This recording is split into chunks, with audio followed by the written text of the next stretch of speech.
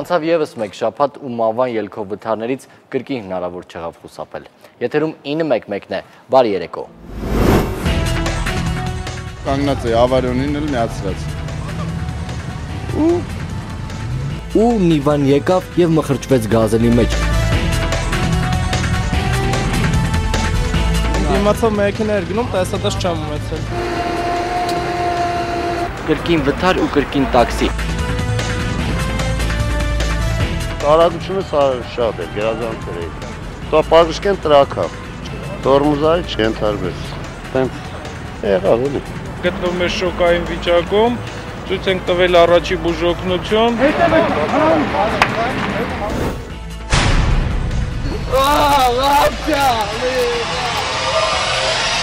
Լսեցինք եկանք գյուղացիներով, եկանք օգնություն ցույց տանք արդեն ուշեր։ 300 մետր մոտավորապես ձորն է գլորվել տաքսի, ըստ երևույթի արագության հետևանք, ուրիշ ոչ մի։ Ստունկա որ կեսը փլվել է, դպրոցի բանի, այդ բուֆետի բանի Կրիշնապոկեր։ Հազանգ ստանալու պես դեպքի վայր են շտապել Գորիսի փրկարարները։ 10-15 րոպեում այդ պատմիջնապատը մեր ջանքերով քանդեցինք։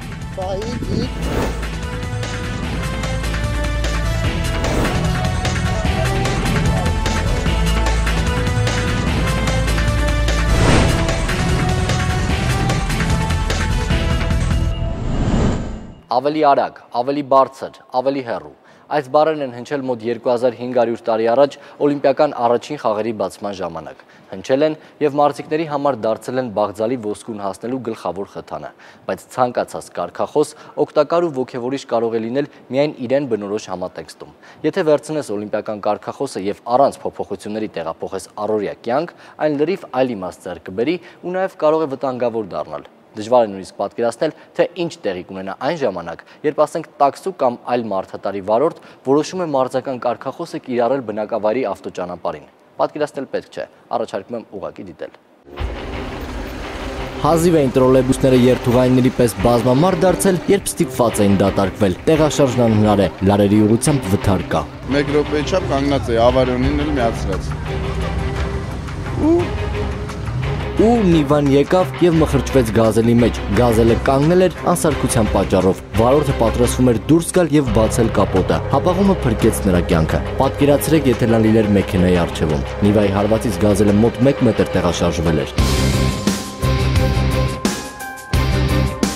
Նիվայի մեջ եղել է 3 հոգի։ Սև ապակիներով Նիվայի սիրահարները 20-ից 25 տարեկան տղաներ են եղել։ Ըստ վարորդի արագությունը բարձր չի եղել։ Ձյան պատճառով վարորդի աչքին ամեն ինչ սպիտակ է թվացել։ Չի նկատել կանգնած գազելը, մինչ աչքերը կրկին թարթել է հարվածից հետո։ Դիմացավ մեքենա էր գնում, տեսադաշ չեմ ունեցել։ Երկու ուղևորները ստացել են մարմնական վնասվածքներ։ Մեկը կոնքազդրային հոդախախտում, մյուսն էլ դեմքի փափուկ, հյուսվածքների սալջարդ։ Ահա հետքերը։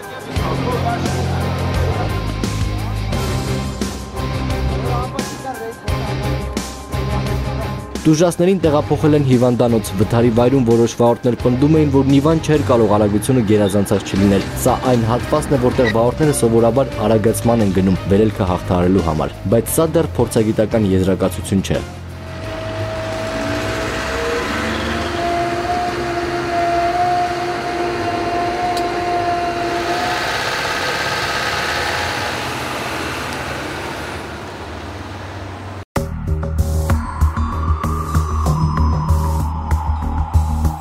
Կրկին վթար ու կրկին տաքսի, բայց այն վթարներից է, երբ վարորդին ասում են մատաղում ես անելու, բախտի բերման պես փրկվել։ Տաքսին Սարալանջի նորակառույց ճանապարհով սլանում էր դեպի ծառայության կայան, արագությունը ժամում մոտ 100 կիլոմետր։ Հենց այդ պահին հետևից ձախ անվադողը պայթեց, մեքենան հսկողությունից դուրս եկավ ու վարորդը ղեկն ակամա հանձնեց ճակատագրին։ Արագությունը շատ էր, գերազանցել էր։ Դա պարզկեն տրակա։ Տորմուզարի չենթարվեց։ Մեքենան դուրս եկավ հանդիպակաց գոտի, անցավ արգելապատնեշների վրայով եւ պատկերացրեք, եթե դիմացից եկող մեքենա լիներ, տաքսին ուղղակի մխրճվելու էր դրա թափքի մեջ, իսկ հետևանքներն անհնար է կանխատեսել։ Տենց եղավ էլի։ Անկառավարելի ծլացող մեքենայում ուղևոր չի եղել, վարորդն էլ մնացել էր մեքենայի մեջ եւ չէր կարողանում դուրս գալ ոչ մեքենայից, ոչ էլ շոկային վիճակից։ Այդ պահին հասավ 911-ը։ Ուրեմն դուռը զգուշորեն բացել ենք, ապահովելով անվտանգության բոլոր կանոնները, վարորդին դուրս ենք բերել մեքենայից, գտնվում է շոկային վիճակում, ցույց ենք տվել առաջի բուժօգնություն։ Ամեն ինչ չէ, որ ըստ նախատեսվածի ընթացավ, առջևի անիվները պահում էր պատնեշը, մեքենան կիսվելու, առնվազն ծռվելու վտանգի տակ էր։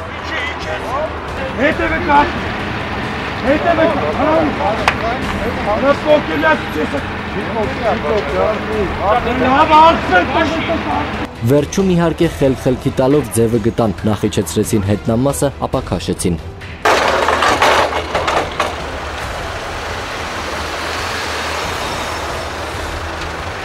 Այս ամենից հետո եւ վերամբարձ կռունկը եւ մարտական հաշվարկը բոլորը գնացին իրենց գործին, բացի տաքսիստից։ Մանվել Քեշիշյան, Ժիրայր Հաբետյան, Հայկ Վարդանյան, 911։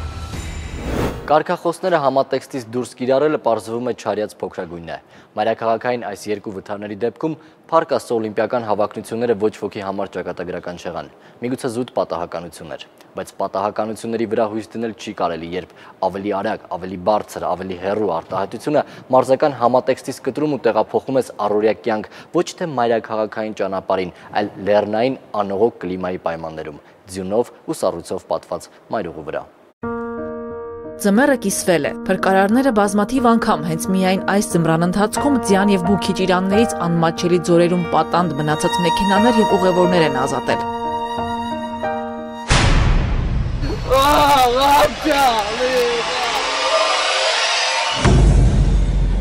Շիրակի մարզի 80-րդ կիլոմետրին Մաստարա-Լանջիկ ճանապարհահատվածում ձմեռային վթարները հազվադեպ չեն։ Բքից հետո մայրուղին սովորաբար սառցակալում է ու ծայրահեղ զգուշություն է պետք անվտանգ անցնելու համար։ Զգուշությունն այդ օրը սակայն լքել էր տաքսու վարորդ Արթուր Մողրովյանին։ Ճանապարհն անցանելի էր, բայց դժվար թե որևէ մեկն իմանա ով էր այդ օրն ավելի շտապում։ Վարորդը, ով մտադիր էր պատվերը շուտ վերջացնել, թե ուղևորը Գոռ Աթոյանը, ով երևի րոպե առաջ ցանկանում էր Երևան հասնել։ Համենայն դեպս Գոռի համար այդ ճանապարհը եղավ վերջինը։ Լսեցինք եկանք գյուղացիներով, եկանք օգնություն ցույց տանք արդեն ուշեր։ Եկել եմ սպես եմ տեսել։ Մեքենան շուրտված մի հոգն է մահացած պես պրոստն է վարեն։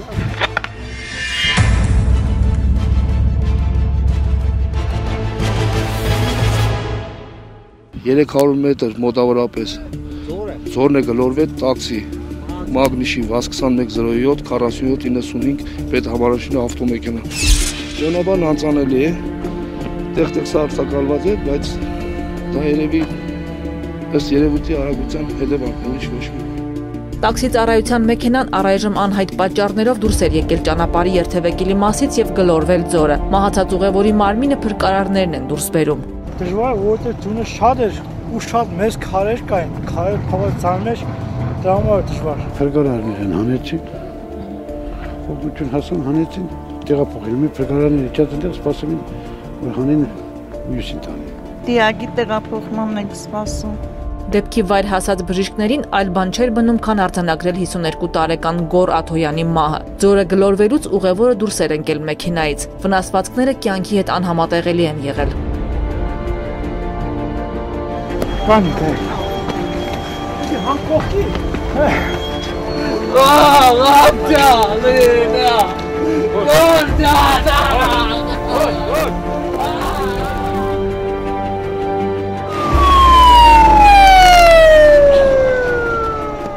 Վարորդ Արթուրին մինչ տապոկրության հասնելն արդեն փրկարարները հանել էին եւ պատահական մեքենայով ուղարկել Արթիկի բժշկական կենտրոն։ Նրա կյանքին հիմա արդեն վտանգ չի սպառնում։ Այսպիսի դեպքերում է, որ ասում են վերնաշապիկով է ծնվել։ Ախտորոշվել է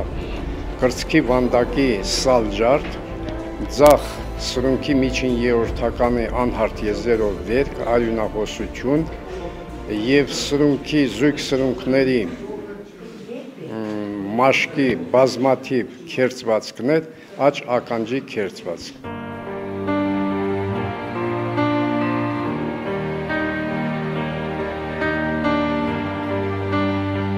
տաքսի ծառայությանը պատկանող ՎԱԶ 2107 մագնիշի մեքենան մետաղի ջարդոնի է վերածվել։ Իսկ վարորդը դեռ կպատնի քննիչներին, թե ինչպես Արթիկից Երևան ուղևորությունը 52 տարեկան Գոռ Աթոյանի համար ճակատագրական դարձավ։ Դիանա Ռաֆայելյան, Անահիտ Հարությունյան, Արթուր Մելիքյան, 911։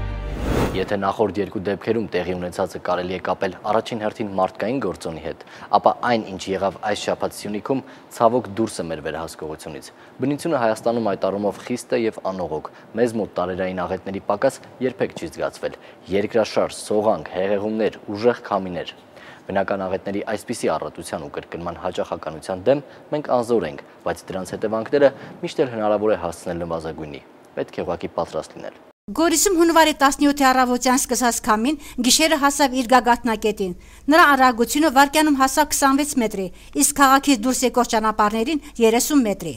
Մոլեգնող քամու պատճառով հոսանքազրկվեցին քաղաքն ու տարածաշրջանի գյուղերը։ Գորիս 110 կիլովոտ գիծը, որը ստանում է Գորիս քաղաքի ամբողջ ենթաշրջանը,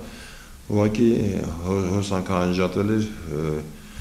գծի կտրվելու պատճառով։ Շինուայր 110 կիլովոտ գիծ ունենք, որը սնում է Ստեփանագի Ղարաբաղի, մեր հանրապետության Ղարաբաղ շրջանը, բանը տվյալգիծները վթարային վիճակում էր, այսինքն մեր որը համարում է ռեզերվային գիծ, չկարացինք գոնե տեղից սնուցում իրականացնել Գորիս քաղաքին։ Քամու պատճառով տարածաշրջանի էներգետիկան մեծ չափերի հասնող վնաս է կրել։ Ամենուր կտրված էլեկտրական լարեր, տապալված հենասյուներ։ Գյուղերում արդեն ջարդվել են մոտավորապես 20-25 հենասյուներ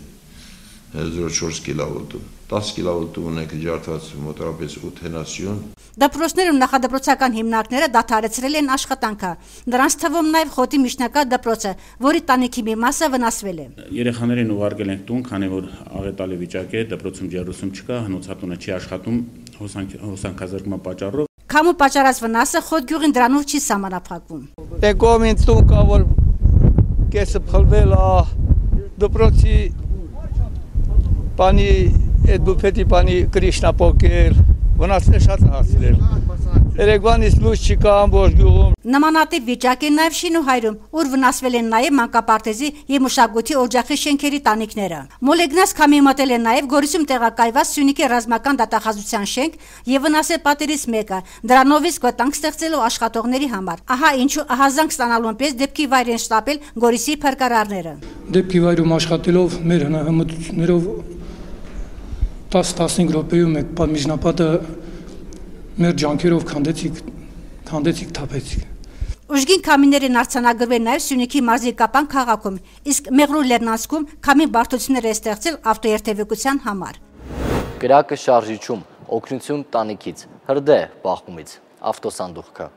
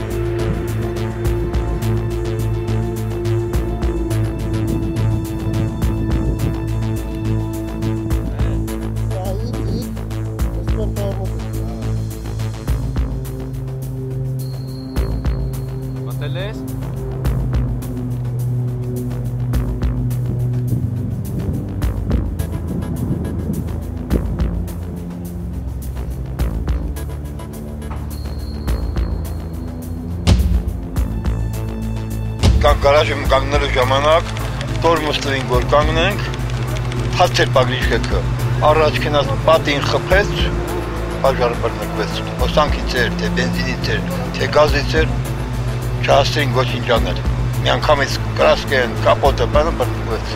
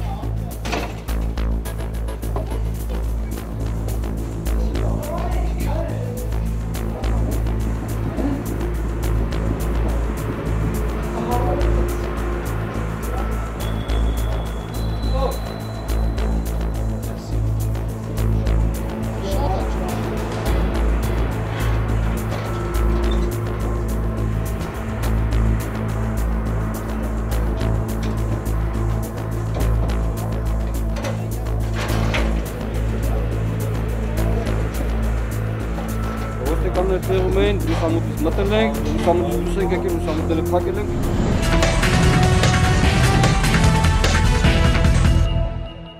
Արեք այն, ինչ ձեզանից է կախված եւ պատահականությունները միշտ ձեր օգտին կլինեն։ Կհանդիպենք հաջորդ կիրակի։ Բարի գիշեր։